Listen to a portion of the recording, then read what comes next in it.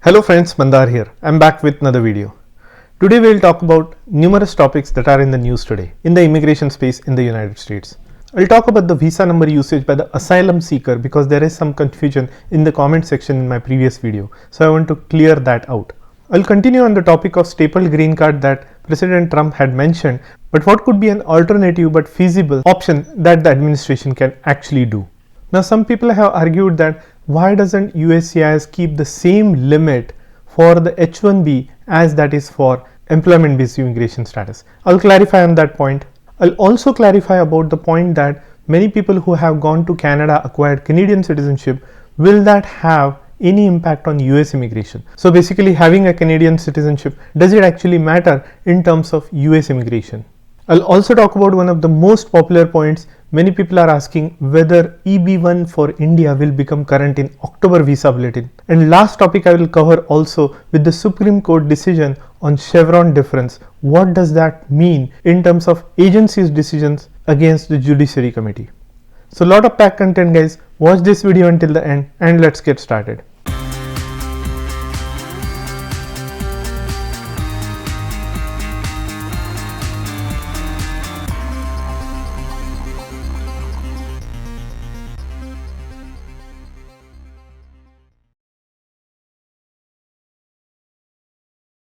If you are here for the first time, welcome. My name is Mandar and I make immigration and lifestyle related videos for US and Canada. I'm not an immigration lawyer, so anything that I say on this video or on my channel is for information purpose only. And for your specific immigration needs, before you take any action, you should hire a competent immigration lawyer. Before starting, I just want to remind you that I have a masterclass scheduled at the end of this month, end of July, that you might want to check out. The topic is EB1A. I go into the intricate details of that category of visa and also the real world evidences that you can produce to meet those criteria. So important topics for those who are stuck in the immigration backlog in EB category. Also check out the links in the description because those are affiliate links and you might find something interesting. And while you are down there, do hit the like button because that will greatly help the channel. Now first topic of today. Now while we are talking about the visa numbers for employment based category, there is also a confusion about what are the kind of visas that are used by asylum seekers.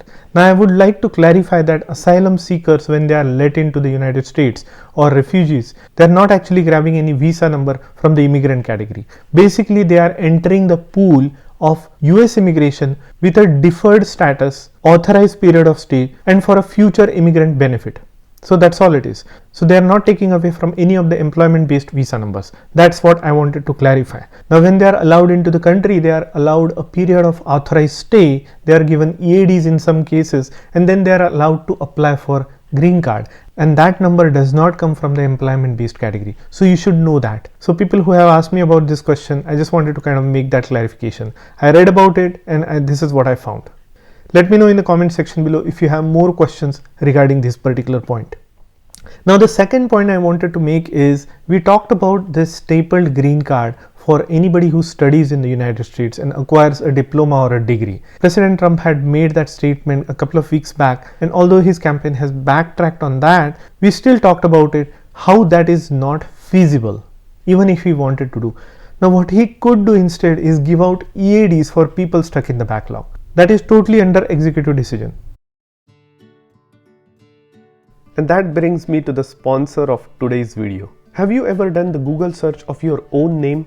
Look what I have found when I did mine. Here's what comes up. While some of this information is relevant, the other makes me uncomfortable that my information is exposed for a sale like this. Data brokers sell your information to scammers, spammers, or anybody else who may want to target you. Your full name, email address, home address, your relatives' names, health information, it's all out there. That's why I have been using Aura, sponsor of today's video. Aura shows me which data brokers are selling my information and automatically submits opt-out request for me. Cleaning up my information not only helps reduce the amount of spam I get, but it also protects me from hackers who could use this information to help them access my social media accounts, bank accounts, or other sensitive information. Aura does so much more to protect my information and my family's information from online threats I can't see. I get other features like antivirus, VPN, password management, parental controls, identity theft insurance, and more without having to download several different apps. It's really easy to set up, and best of all, I get everything for one affordable price. You may already have one or two of these tools, but not having Aura is like locking the front door but leaving your back door wide open. Aura is always on, doing the hard work of keeping me safe so I can focus on other tasks with peace of mind. I value my privacy and I value yours. You can go to my link which is on the screen and in the description and start your free 2 weeks trial. So protect your information, your family, and have a peace of mind. That's Aura. So basically, if the administration wants to give out EADs, they can do so without the help of Congress. Now, anything to do with the visa numbers for green cards, the actual green cards, that cannot be done by executive branch. That has to be passed by the Congress. But for EADs, giving out EADs, advance payrolls, and so on, that is totally under the Department of State or USCIS's control. Essentially executive branch's control. So they could give out EADs for people who are waiting for long time on their green card, say 5 years or 10 years. They could make up some rule to give out EAD to bring some relief to those people who are stuck in the backlog. So that is absolutely possible. But giving out green cards is something that is not going to be possible unless they carve out a certain section of visas from either existing categories or entirely create a new category, which will be a highly controversial decision for the Congress to make. Anyways, that was the second topic. Let me know if you have any more thoughts on this particular topic, because there were lots of comments on this topic on my previous video. So let me know. And by the way, if you want to talk to me about your personal situation and what would I do in case I was in your situation in regards to immigration, do contact me on my Calendly. I would be happy to talk to you for 30 minutes, giving you a non-legal advice, but from my perspective, what I would do if I were in your situation. So third topic of today. Now I have seen some interesting comments in my last couple of videos. We have had this backlog and we have had these numbers from USCIS that show that the progression in the EB category is going to be incredibly slow in the upcoming years. But at the same time, people are thinking out of the box and suggesting many things in the comment section. One of the things that somebody suggested was, why doesn't USCIS make the same limit for H1B, that is for the employment based green cards?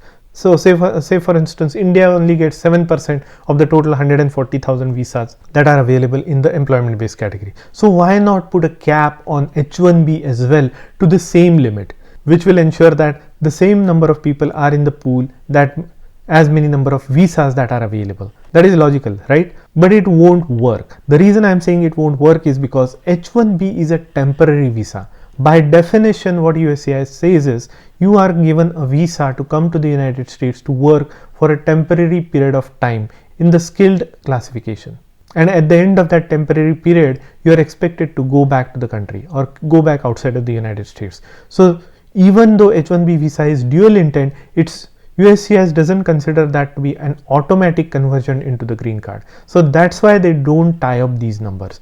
Additionally, even if they wanted to tie up these numbers, it will not line up because there are so many other ways or avenues that people would get qualified for the EB based category of green card. It's not just H1B, L1s, O1s, F1s, you name it. Every other visa category could also convert or become eligible for an employment based visa category. So even if there is a same limit for H1B, it would not transpire to the same limit for the green card. So I hope that makes sense to you as well. Now the next topic is also interesting because in the last couple of months or years, I would say, a lot of people have talked to me about the option to go to Canada. Basically, while they are waiting in the United States for their date to become current in EB2 or EB3, it could be 5, 10, 15 years. You never know how long it's going to take. In the meantime, they get a chance to go to Canada, get their Canadian permanent residency and even citizenship, and then live a visa-free life in Canada. And in future years, if their date was to become current in the US, they may consider coming back to the United States. Now this is an excellent route because this will give you a Canadian citizenship. The Canadian passport is almost equivalent to the United States passport in terms of its travel power. You will enjoy the visa-free travel in many countries in the world. So that is a great benefit. In addition, you could also come to the United States to work on TN visa, which is given at the border. It doesn't need to be stamped on your passport. It doesn't need to be applied in advance and to get an approval notice or anything.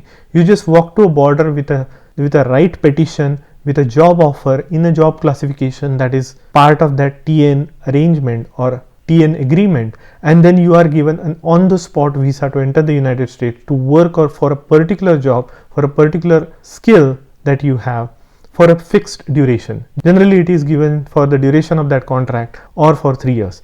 But in addition, that visa is indefinitely renewable. So you can stay in the United States for 10-15 years if you happen to have that TN category of job classification. Okay, so that's the real benefit of having a Canadian passport. Other than that, you could also come to the United States to visit for up to 180 days without visa. So you could just use your Canadian passport to enter into the United States visa free and live for 180 days. But that's for visitor only. If you want to work, you should get a TN visa.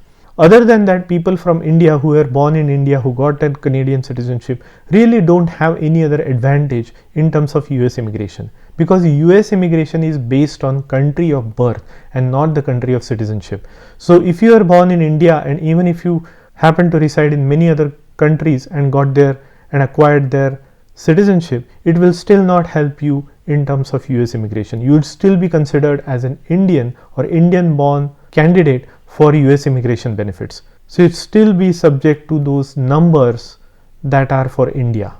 So that is what I wanted to clarify. There is a lot of confusion. If you have any more questions regarding your travel to Canada or to acquire Canadian citizenship and come back, I have helped countless number of people make this decision and given my personal perspective in terms of what can you expect, what are the pitfalls and so on. So do contact me if you have those questions. Now one more important topic that I keep getting is EB1 priority date.